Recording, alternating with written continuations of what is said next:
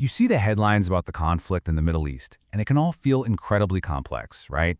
But behind all the politics and the history, there are simple human stories. And today, we're going to try and understand the story of a land and the people who call it home. So let's start with a 9-year-old boy named Hajar.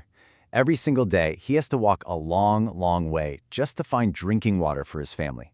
This quote from him, it really stuck with me. It's not just about being tired. It's about this daily, exhausting struggle for the most basic thing any of us need to survive, clean water. And then you have 10-year-old Qusai. During a temporary ceasefire, he got to go back to where his house used to be.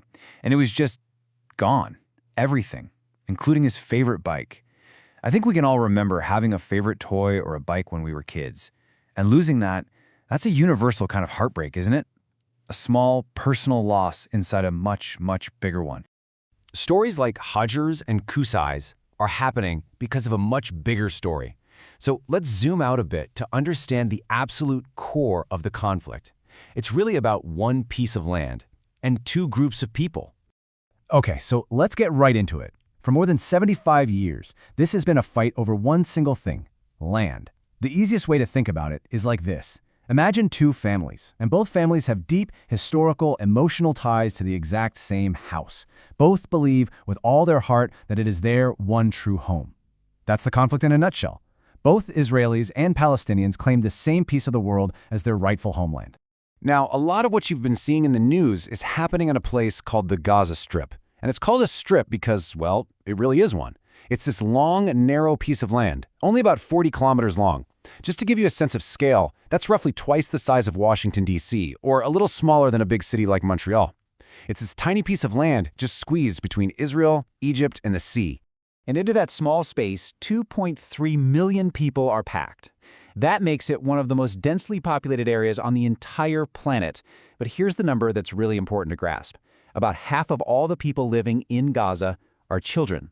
We're talking about over 1 million kids. So how did we get to this point? I mean, this conflict didn't just start yesterday. To really understand what's happening today, we have to look back at the key moments that led us here. It really starts in 1948, when the State of Israel was created. A war immediately broke out, and it led to over 750,000 Palestinians being displaced from their homes. It's an event they call the Nakba, which means catastrophe. Then, fast forward to 1967. The Six-Day War ends with Israel occupying the Palestinian territories of the West Bank and Gaza. Now jump to 1987. The First Intifada, which was a mass Palestinian uprising against that occupation, kicks off. Then, in 2006, the armed group Hamas wins elections and takes control of Gaza. And all of that leads us to 2023, when Hamas launched its surprise attack on Israel and Israel declared war, which began the crisis we're seeing unfold today. These images, they just show you how long this has all been going on. On the left, you see Palestinian fighters from all the way back in 1948, and on the right, Israeli tanks from 1967. It's just a powerful reminder that armed struggle has been a part of this story for decades, on both sides. Okay, so I've mentioned Hamas a couple of times. Let's be really clear about who they are. The name itself is an Arabic acronym for Islamic Resistance Movement.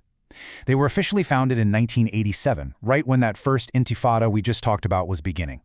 Their core belief, and this is what really sets them apart from other Palestinian groups, is that armed resistance is the only way to liberate Palestine. So that's some of the history. But what does all of that mean for families living there right now? What is life actually like today? The human cost is just staggering.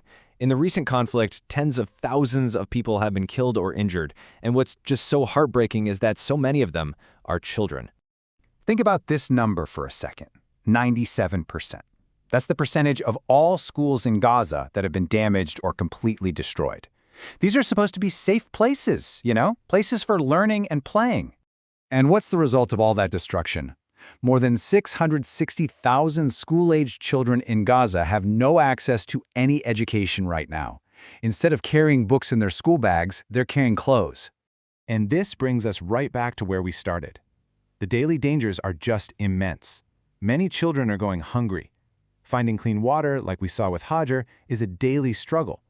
Families have lost their homes, they're living in crowded shelters or just tents. And for kids like Qusay, there's nowhere safe to play. Parks, playgrounds, they're gone. And layered on top of all of that is just constant fear. Every single child there needs support to cope with the trauma of what they've seen. Now, to protect its own citizens from rocket attacks, Israel developed this really sophisticated air defense system called the Iron Dome. It's basically designed to find rockets that have been fired into Israel and blow them up in the sky before they can hit towns and cities. It acts as a shield for families living under that threat. With so much history and so much pain and so much fear, you have to wonder, is there any way for this to end? Is there a path to peace? For decades, the main idea that's been on the table is something called the two-state solution. It's a pretty straightforward idea. Create an independent state of Palestine that exists peacefully side by side with the state of Israel. And this is the solution that most of the world officially supports. But, and this is a big but, many people now argue that this is just impossible. They point to the nearly 700,000 Israeli settlers living in Palestinian territories and say the reality on the ground is already one state, but it's a state where people have unequal rights. So why is peace so incredibly hard to achieve?